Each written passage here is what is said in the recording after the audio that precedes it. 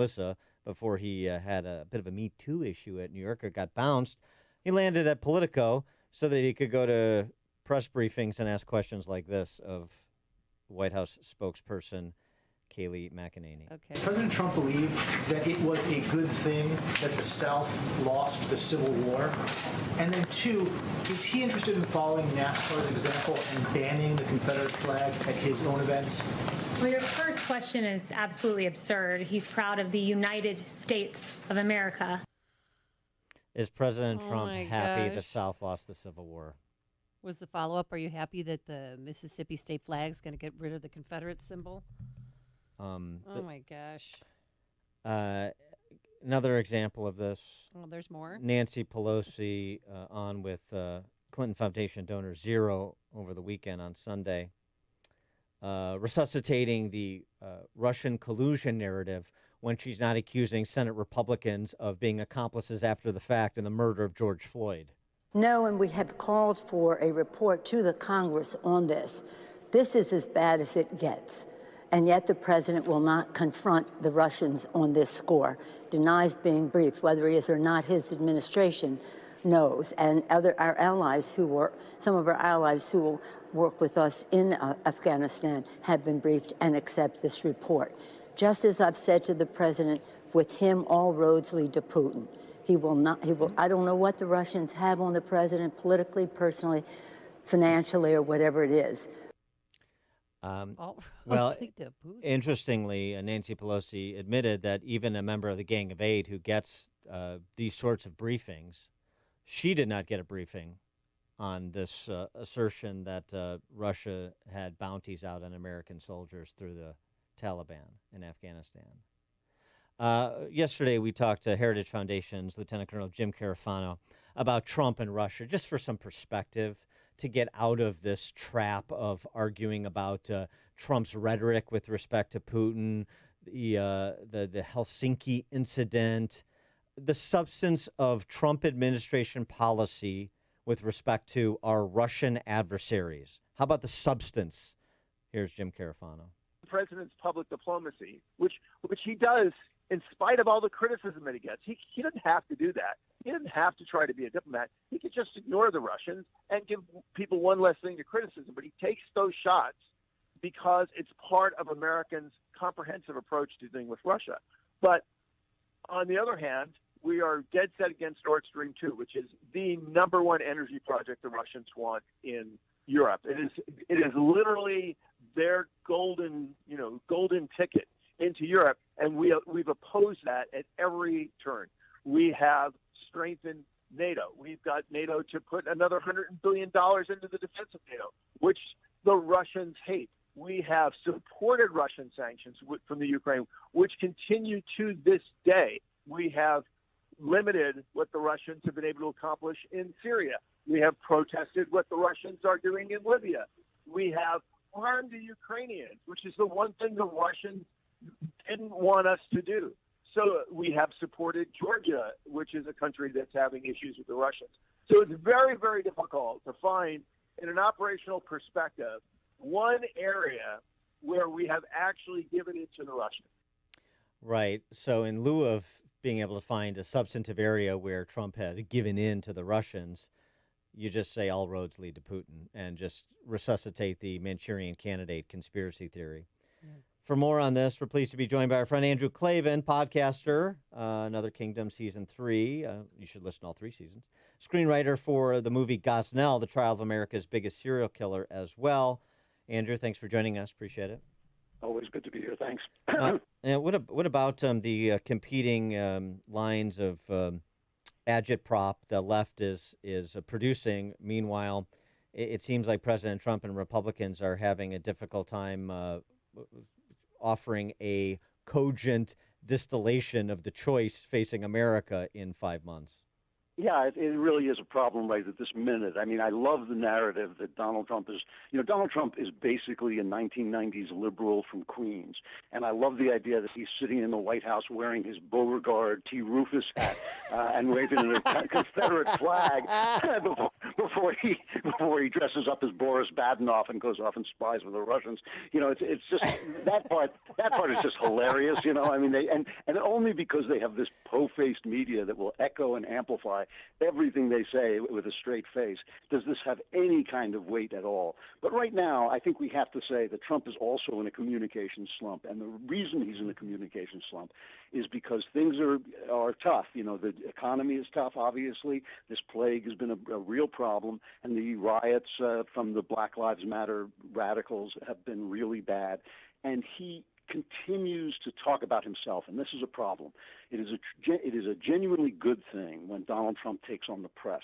But when he takes on the press because they're offending him, that doesn't resonate so much when other people are hurting. What people care about is their own lives. This is what politics is supposed to serve us. They're not a television show. It's not about Donald Trump.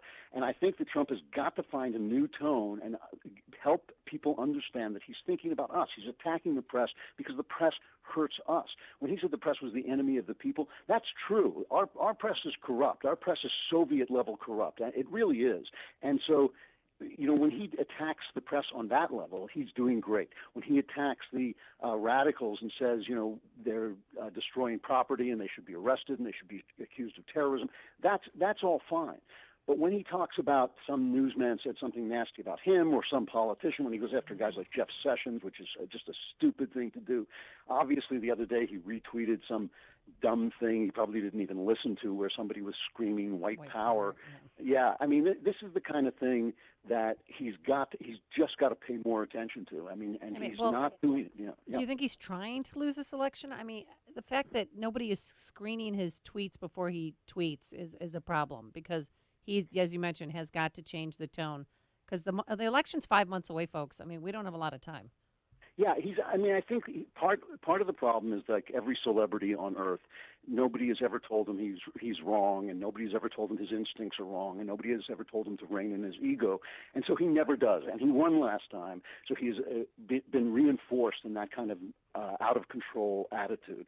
The other thing, though, that I think is really important that I haven't heard anybody else talk about is because of the lockdowns, he's been stuck in Washington, D.C., and when you're stuck in Washington, D.C., you are literally breathing this atmosphere of lies, or figuratively breathing this atmosphere of lies.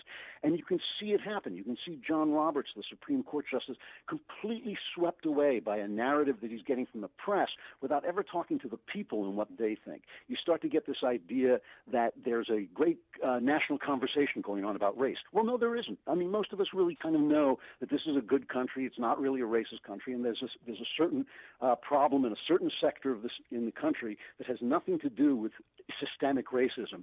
But if you live in Washington, you think this is a national conversation that's going on because that's what the press is telling you.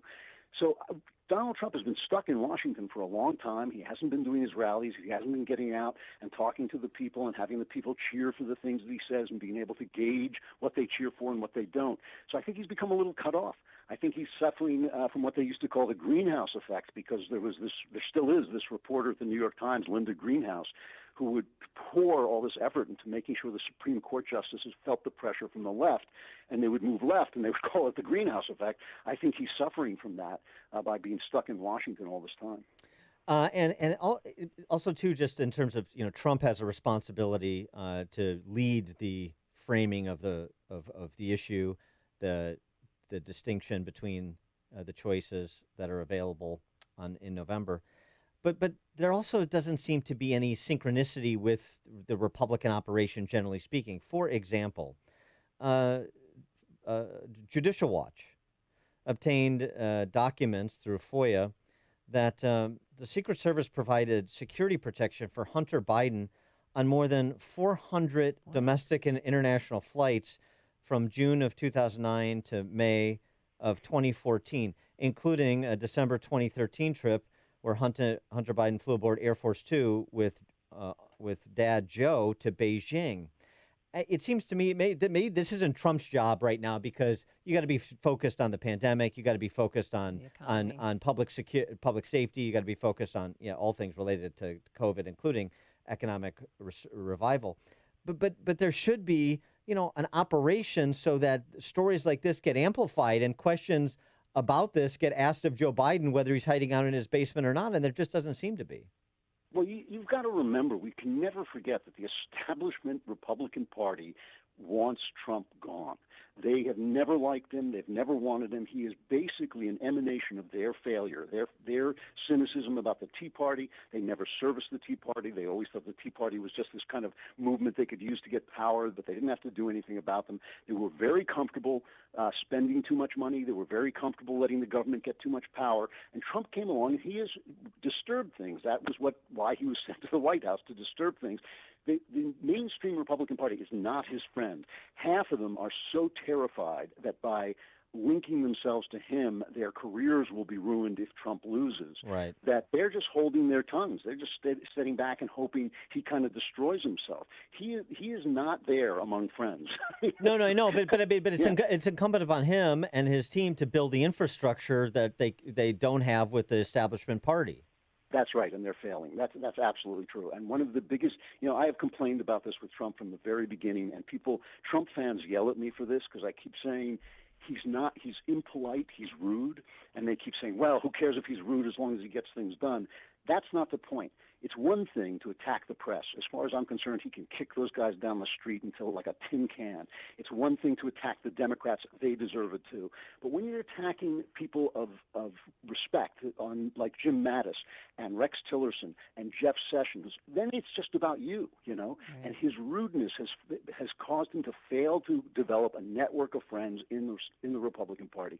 And it's a problem not because I want him to lose. It's a problem because I want him to win, because I think he's really, right now, look, it's a sad thing when our choice is between this disturber, this guy who upends things, and a brain-dead ventriloquist puppet for the left. Joe Biden is not even there anymore. He's just going to be a sort of Joe Biden face for the left to manipulate. That's the situation we're in. So Trump is really our only hope to keep the country limping along for a while until we can start to establish better conservative governance. We have to support him, and he has to do a better job of making sure his message is about the country and not only about Trump. Yeah, I get email blasts from the Biden campaign, and they want you to actually choose who you want his running mate to be. I'm like, okay, it's democracy. But who do you think he's going to choose? Dunham, the ventriloquist, yeah. Because that vice VP pick may be more important than we could ever imagine. Yeah, there's a lot of movement for him to pick a black woman. I'm not sure that's what he's going to do. It's going to be interesting. There's a lot of, obviously they talk about Kamala Harris, but she is a very unlikable person and not a very good politician.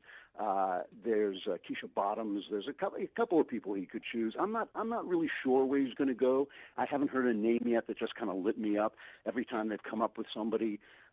It's really been a bad idea. Gretchen Whitmer is a terrible idea. Amy Klobuchar was a terrible idea. So I haven't really heard a name yet. And I think it's going to be important because everybody knows really that he is not capable of being president of the United States. So I have a feeling this is going to be a more important decision than it usually is. Although even if it is, it won't be the important decision. I thought it was novel when Ron Artest changed his name to Meta World Peace, or Lloyd Free went with World Be Free. That was sort of fun back in the day of the NBA. Yeah. But this story that the NBA has announced when the league begins its shortened 2020 season, the end of July, players will have the option to replace their name on their jersey with a social justice statement. Yeah. Mm-hmm.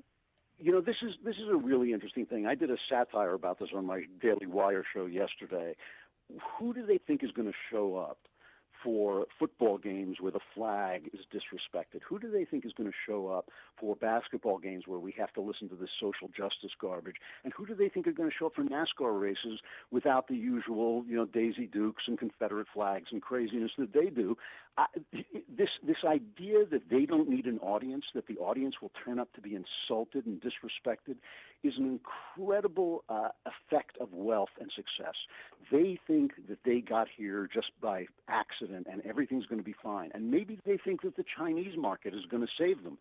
But it's going to be a very, very interesting thing when people if people start to create rival leagues to come up against the NFL and against the NBA and against Major League Baseball for disrespecting the audience. I mean, Hollywood has limped along, not caring about American audiences by making the occasional blockbuster and by depending on foreign funds. I don't know if that's going to work for American sports because other people have their own sports. They have soccer. They have the things that they like to play.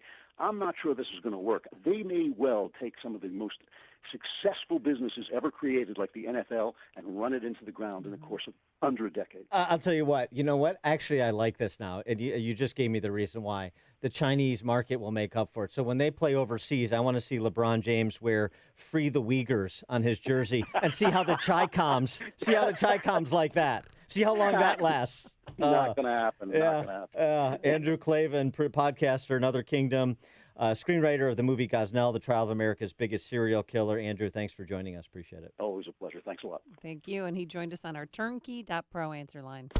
Listen to Dan and Amy on your smartphone. Download the AM 560 mobile app today at 560theanswer.com/mobile. So I was doing yard work the other day, leaning over a prickly bush, holding a heavy pair of electric hedge trimmers, sweat dripping off of me, and thinking to myself, how is it that we've come to loving yard work so much? I think the answer is, aside from being outside in God's handiwork, we love yard work because we love the immediate results and the feeling we get when the job is done. It's Ryan, and at our Faith and Family Mortgage team, helping you with a refinance or cash out refinance is similar. A lot of people don't want to do it because they don't want the short-term sweat. But when you consider that rates are historically low, and when you consider that our company has a direct lender advantage, getting to use its own money within its own walls, and how that often leads to a better rate and monthly savings for you, the end feeling could definitely be worth it. Plus, we'll do most of the hard work for you. We are United Faith Mortgage. We pay your appraisal fees, up to $500. United Mortgage Corp, Melbourne, New York. NMLS number 1330. Ryan Vrecka, NMLS number 65233. For all licensing information, go to nmlsconsumeraccess.org. You've all probably heard of asbestos and know that it's dangerous. You may also know exposure to asbestos is the only known cause of mesothelioma, a deadly cancer. People who were exposed to asbestos decades ago are being diagnosed to this day with mesothelioma. That's because it can take as many as 30 or even 50 years to develop. But did you also know there is money to pay victims of asbestos exposure from years ago? An estimated $30 billion is available to help compensate victims and their families. If you or a member of your family have been diagnosed with mesothelioma, you may be able to receive some of this money without ever going to court or filing a lawsuit. Get a free legal review today. Call Sokolov Law at 1-800-972-3229. That number again, 1-800-972-3229. 1-800-972-3229. Call today, 1-800-972-3229. Trading involves financial risk and is not suitable for all investors. Past results do not guarantee future performance.